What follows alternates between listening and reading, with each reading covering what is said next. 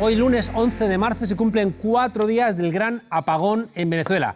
22 de los 23 estados siguen sin luz por múltiples ataques cibernéticos que se están produciendo contra el sistema eléctrico. Para hablar de esta emergencia nacional tenemos al otro lado del teléfono a nuestro corresponsal en Latinoamérica, Pedro Brieger. Buenas tardes, noches, Pedro. ¿Qué tal, Juan Carlos? Un gusto conversar con ustedes como siempre. Y sí, un apagón gigantesco, donde el gobierno dice que esto fue sabotaje. Ajá. Y desde la oposición dicen esto demuestra que el Estado no existe, que está en una situación calamitosa. A ver, vayamos por partes. ¿Es verosímil la versión del gobierno? Absolutamente. Estados Unidos está embarcado en el objetivo de derrocar a Nicolás Maduro. La historia de los Estados Unidos es tan larga en sabotajes para iniciar guerras que nos llevaría a tu programa toda la semana para dar el listado desde Vietnam, pasando por Cuba en el siglo XIX, en América Latina. Son expertos en realizar estas campañas de sabotaje. Recuerdo incluso que en la década del 80 del siglo pasado, durante la Revolución Sandinista, la CIA sacó un manual que se llamaba Manual de la CIA, que le indicaba a las personas cómo realizar sabotaje en su trabajo, desde tirar papeles en el inodoro o romper las bombitas de luz, para hablar de algo muy pequeño cuando lo tecnológico no estaba tan desarrollado como hoy. Por lo tanto, es absolutamente verosímil y creíble pensar que hubo sabotaje. Yo no te lo puedo asegurar, Juan Carlos, no soy un técnico, no estoy ahí.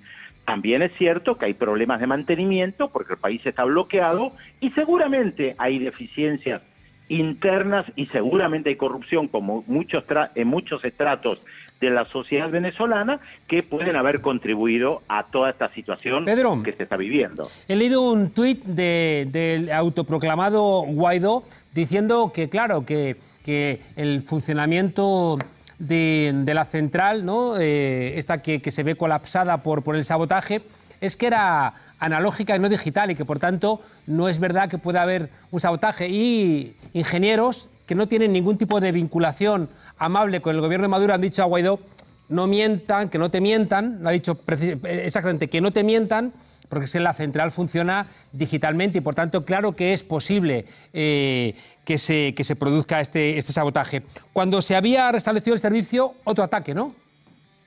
Así parece, efectivamente, se había restablecido en gran parte del país el servicio y otra vez se volvió a caer el sábado de la tarde. Lo que pasa es que se ha instalado a través de los grandes medios de comunicación en todo el mundo que el chavismo siempre miente. Mentía Chávez, miente Maduro, y entonces a priori, la gente que lee el diario El País, la que lee los medios de comunicación en América Latina o ve la televisión, a priori nunca le cree a algo que pueda decir el gobierno de Nicolás Maduro. Pero tomemos la investigación que ayer publicó el diario de los Estados Unidos, The New York Times, que la pueden leer en castellano en el portal de noticias nodal.am, que revela que el 23 de febrero los camiones que se incendiaron en la frontera entre Colombia y Venezuela no fueron producto de los ataques del ejército de Maduro, sino que accidentalmente, según dicen en el New York Times, fueron los manifestantes que manipulaban bombas Molotov y que llevaron a que cayeran sobre los camiones que transportaban cosas, y digo a propósito cosas, porque se decía que transportaban medicamentos, pero nunca se mostraron que ahí hubiera medicamentos, y lo dicen en la nota en el New York Times. Pero claro, ahora ya es tarde, porque la mentira fue instalada, y además muy pocos leen el New York Times. Claro, de todas maneras, aquí lo dijimos en el programa, mostramos el vídeo donde un tipo desde la zona colombiana, uno de estos sicarios contratados por Guaidó, lanza un cóctel molotov que se desvía y es el que prende fuego. Pero tienes toda la razón, constantemente mienten. Y en España, desgraciadamente, mienten también medios que la gente lee como progresistas, como el diario El País o la cadena SER. En mitad de esta oleada de sabotajes, acabamos de saber esta misma tarde que el Parlamento, controlado por la oposición, ha pedido a Juan Guaidó que declare el estado de alarma nacional, es decir, que permita una intervención militar. Es algo que ya hace unas semanas sectores de la oposición están planteando en la Asamblea Nacional, que sabemos que no tiene ningún tipo de potestad a nivel interno, pero sí a nivel internacional, apelan al artículo 187 de la Constitución Nacional para decir que en determinadas situaciones se puede apelar a una intervención extranjera de paz, ellos lo llaman como intervención extranjera de paz. Esto sirve a nivel internacional, porque a nivel interno, Juan Carlos, está claro que Guaidó no controla absolutamente nada. Claro. Oye, para despedirnos, tú con tristeza lo recordarás como latinoamericano, la enorme similitud de todo lo que está pasando en Venezuela con los momentos previos al golpe de Estado contra Salvador Allende.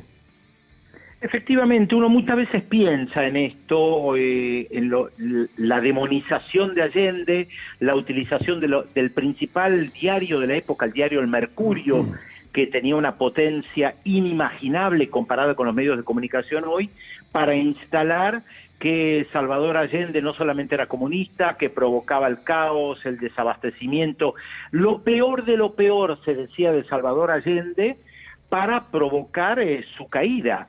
Y la intervención de Estados Unidos, de la CIA, de personajes como Henry Kissinger, está muy probado. La diferencia, Juan Carlos, con la época de Allende, es que en ese momento necesitaban a veces pasar 10, 20 o 30 años para que aparecieran los documentos.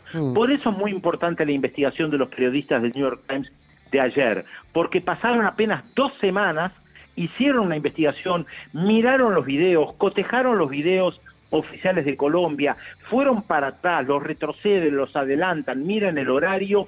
Tenemos la posibilidad tecnológica de saber, aunque sea tarde, 2 semanas después, que construyeron un gran relato a través de los grandes medios de comunicación. En la época de Allende era mucho más difícil porque el diario más importante era prácticamente el único diario que existía y las cadenas de televisión también estaban en contra de Allende. Bueno, Pedro, seguimos atentos, muchas gracias. La semana que viene volvemos a contar contigo y, como digo, muy atentos porque desgraciadamente esto nos suena a una historia conocida. Un fuerte abrazo. Una historia conocida. Y para variar, me dejas afuera con la noticia positiva. Las vamos acumulando, Pedro. Un abrazo. Un abrazo grande. Hasta mañana. Digo, hasta la semana que viene, Lolo.